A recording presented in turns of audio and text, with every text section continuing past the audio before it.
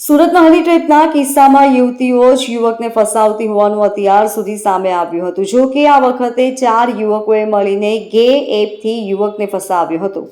આ અંગે યુવકે જ્યારે પોલીસ મથકમાં ફરિયાદ નોંધાવી તો પોલીસ કર્મીઓ પણ ચોંકી ગયા હતા, કારણ કે યુવક પાસેથી રોકડા રૂપિયા નહીં પરંતુ ડિજિટલી ખંખેરી લેવામાં આવ્યા હતા.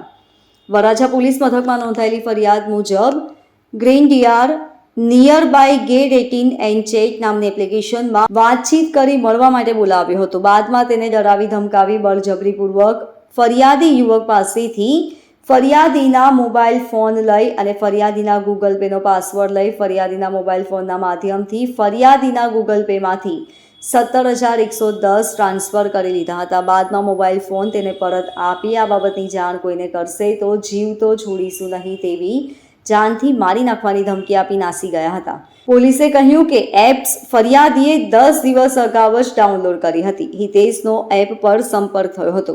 વરાછાના ઘનશ્યામનગર ખાતે રૂમમાં બોલાવ્યો હતો. ત્યાં બંને વાતો કરતા હતા. તે દરમિયાન 3 ઈસમો આવી ગયા હતા. તેમણે શું કરો છો તેમ કહી મોબાઈલ ફરિયાદીનો લઈ લીધો હતો. બાદમાં તેમાંથી રૂપિયા ટ્રાન્સફર કર્યા હતા, જેથી પોલીસે હિતેશ અને નીતિનની ધરપકડ કરી હતી. આરોપીઓએ અગાઉ કોઈ સાથે આ પ્રકારનું કૃત્ય કર્યું છે કે કેમ તે અંગેની ઊંડાણપૂર્વકની તપાસ ચાલુ છે. સુરત શહેરના વરાછા પોલીસ સ્ટેશન ખાતે તારીખ 12/7/24ના રોજ આ કામના ફરિયાદીને Grindr nearby gay dating chat આ પ્રકારની ગૂગલ ઉપરની એપ્સ ઉપર આ કામના ફરિયાદીએ પોતે 10 દિવસ પહેલાં આ એપ્લિકેશન ડાઉનલોડ કરેલી.